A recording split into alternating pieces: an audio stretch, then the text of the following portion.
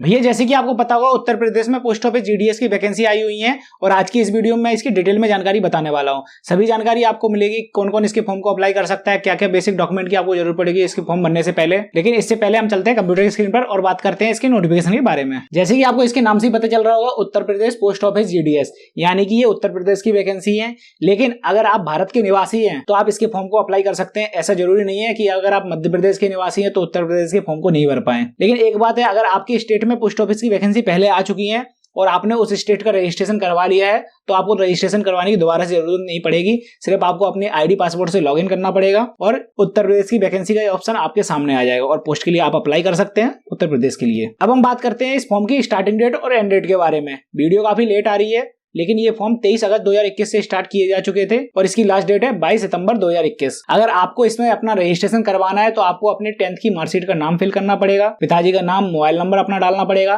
Mobile number पे OTP आएगी, date of birth डालनी पड़ेगी, जेंडर, कम्युनिटी, विकलांग अगर आप हैं तो आपको विकलांग का सर्टिफिकेट चाहिए, कौन सी स्टेट से आपने 10th पास की है, कौन से बोर्ड से आपने 10th पास की है, 10th पासिंग ईयर क्या है आपका और 10th का रोल नंबर या सर्टिफिकेट नंबर क्या है आपका। ये सभी डिटेल आपको इसके रजिस्ट्रेशन फिल करनी पड़ेंगी। वैसे मैं इसके रजिस्ट्रेशन से रिलेटेड पहले एक वीडियो बना चुका हूं, आपको उसकी लिंक आई बटन में, डिस्क्रिप्शन बॉक्स में और साथ में वीडियो के आखिरी में मिल जाएगी। अब कई कैंडिडेट के दिमाग में ये चल रहा होगा कि भैया रजिस्ट्रेशन तो हमने कर लिया, लेकिन इसमें रजिस्ट्रेशन वगैरह में फीस क्या कटने वाली है।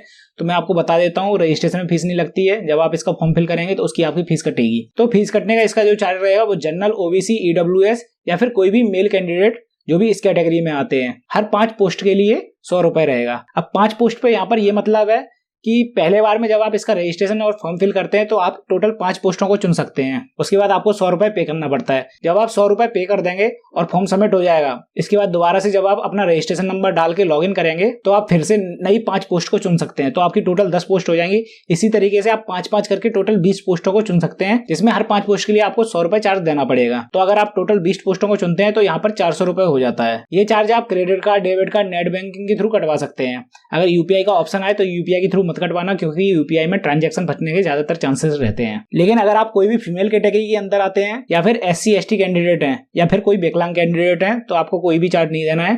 टोटल आप 20 पोस्टों को सिलेक्ट कर सकते हैं। यहाँ पर बात करें अगर हम इसमें एजुकेशन क्वालिफिकेशन की, क्या क्वालिफिकेशन आपके पास होनी चाहिए इसके फॉर्म अप्लाई करने से पहले, तो इसमें फॉर्म अप्लाई करने से पहले आपके पास सिर्फ 10th का पासिंग सर्टिफिकेट होना चाहिए, जिसमें आपका मैथमेटिक्स एक सब्जेक्ट होना चाहिए 10th में और साथ में आपकी लोकल लैंग्वेज का एक सब्जेक्ट होना चाहिए और इंग्लिश का एक सब्जेक्ट होना चाहिए।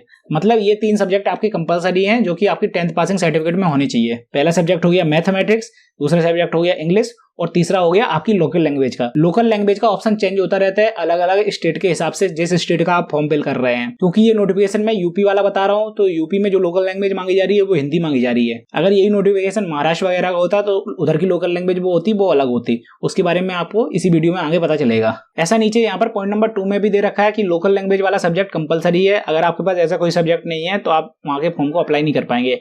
अब मान लीजिए कोई कैंडिडेट ने महाराष्ट्र से अपनी 10th कंप्लीट की है, अब उसमें जो लोकल लैंग्वेज का सब्जेक्ट है वो मराठी लैंग्वेज का है और उसमें हिंदी लैंग्वेज का कोई सब्जेक्ट ही नहीं था। अब अगर आप मध्य प्रदेश में या फिर उत्तर प्रदेश में फॉर्म फिल करना चाहते हैं तो यहाँ पर लोकल लैंग्वेज जो होती है वो हिंदी मांगी जाती है, लेकिन आपके पास है मराठी, तो आप मध्य प्रदेश या उत्तर प्रदेश वाला फॉर्म को फिल नहीं कर पाएंगे। आपके लिए महाराष्ट्र में वैकेंसी जो आएंगी आप उसी में फॉर्म फिल कर पाएंगे। जैसे कि यहाँ पर नोटिफिकेशन के पेज नंबर 4 में आपको बताया गया है कि आप किस स्टेट में फॉर्म अप्लाई कर रहे हैं और उस स्टेट के लिए आपके पास लोकल लैंग्वेज क्या होनी चाहिए। जैसे कि यहाँ पर आंध्र प्रदेश, असम, बिहार और भी सभी स्टेट के ऑप्शन दे रखे हैं। उसके सामने आपको देखना है उस स्टेट में किस किस लोकल लैंग्वेज में फॉर्म अप्लाई करने का ऑप्शन आ रहा है। जैसे कि ये वैकेंसी है उत्तर प्रदेश वाली, तो उत्तर प्रदेश में लोकल लैंग्वेज जो मांगी गई है वो हिंदी मांगी गई है। अब अगर आप इसका फॉर्म फिल करेंगे तो आपको बेसिक कंप्यूटर ट्रेनिंग का एक सर्टिफिकेट भी जरूरत पड़ेगी और ये सर्टिफिकेट कंपलसरी नहीं होता है। अगर आपके पास है तो आप इसमें लगा सकते हैं, अगर आपके पास नहीं है तो आप इस वाले ऑप्शन को ब्लैंक छोड़ सकते हैं। यहाँ पर जो बेसिक कंप्यूटर ट्रेनिंग कोर्स का जो सर्टिफिकेट मांगा जाता है वो कम से कम 60 दिन का होना चाहिए, यानी कि 2 महीने का होना चाहिए। अगर आपके पास 1 साल का कंप्यूटर सर्टिफिकेट है तो आप उसको भी लगा सकते हैं, कोई प्रॉब्लम नहीं आएगी आपको। और साथ में यहाँ पर ऐसा भी दे रखा है, अगर आपने 12th कंप्लीट कर रखी है, 11th कर रखी है या फिर 10th में ही आपके कंप्यूटर सब्जेक्ट था तो आपको अलग से सर्टिफिकेट लगाने की कोई जरूरत नहीं होगी।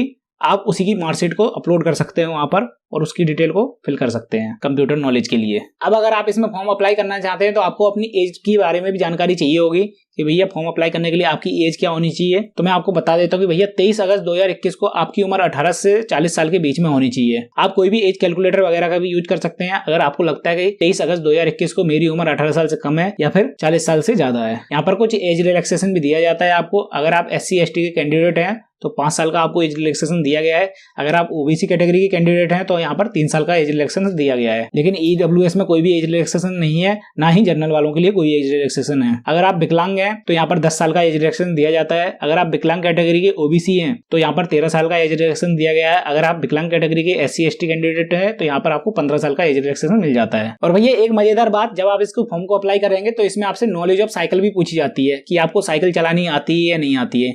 अब कई कैंडिडेट ऐसे होंगे जो भूल चुके होंगे साइकिल चलाना, तो ऐसी केस में अगर आपके पास स्कूटर या फिर मोटरसाइकिल चलाने की भी नॉलेज है तो आप इस पॉइंट में यस कर सकते हैं। अब अगर हम बात करें इसमें डॉक्यूमेंट वगैरह की, कौन कौन से डॉक्यूमेंट आपको जरूरत पड़ेगी इसके फॉर्म फिल करते टाइम, तो सबसे पहले तो आपको चाहिए 10th की मार्कशीट जो कि अपलोड भी की जाएगी और उसको साइज 200 KB से ज्यादा का नहीं होना चाहिए। और जो भी डॉक्यूमेंट आप इसमें अपलोड करेंगे उन सभी का फॉर्मेट JPG या फिर JPG होना चाहिए। 10th की मार्कशीट अगर आपके पास नहीं है तो आप यहाँ पर 10th का सर्टिफिकेट भी अपलोड कर सकते हैं। और दूसरे नंबर पे भी आपको 10th की मार्कशीट ही अपलोड करनी पड़ेगी जिसमें आपके नंबर सभी सब्जेक्ट के लिखे होने चाहिए। अगर आपको ग्रेडिंग वगैरह मिला है तो ग्रेडिंग में आपके नंबर होने चाहिए। इसका साइज भी 200 KB से ज्यादा का नहीं होना चाहिए। तीसरे नंबर पर आपको अपना date of birth proof upload करना पड़ेगा जिसमें भी आप 10th की मार्कशीट अपलोड कर सकते हैं। कंप्यूटर सर्टिफिकेट के लिए अगर आपने हाँ किया है तो आपको सर्टिफिकेट अपलोड करना पड़ेगा।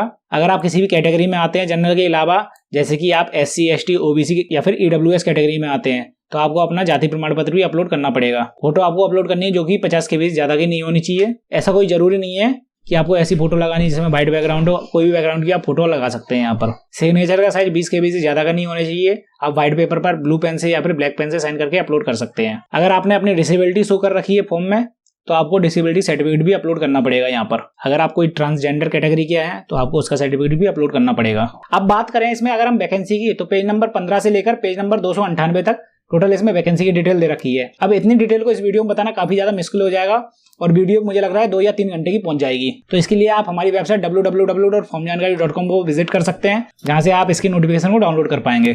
कैसे आपको किस स्टेट के लिए वैकेंसी देखनी है उसके लिए मैं आपको बता देता हूँ। यहाँ पर डिवीजन दिया गया है, किस डिवीजन में आप फॉर्म अप्लाई करना चाहते हैं, वहां पर कौन से हेड ऑफिस में आप फॉर्म अप्लाई करेंगे उसकी जानकारी मिल जाएगी। उसके अंदर सब ऑफिस कौन कौन से आते हैं यहाँ पर पता चल जाएगा आपको। इसके अंदर किस BO में वैकेंसी निकली है उसकी जानकारी मिल जाएगी। पोस्ट ऑफिस का नाम क्या है उसकी जानकारी मिल जाएगी। किस कैटेगरी में वैकेंसी है, जैसे कि यहाँ पर दे रखा है PWD यानी कि फिजिकली विकलांग कैंडिडेट।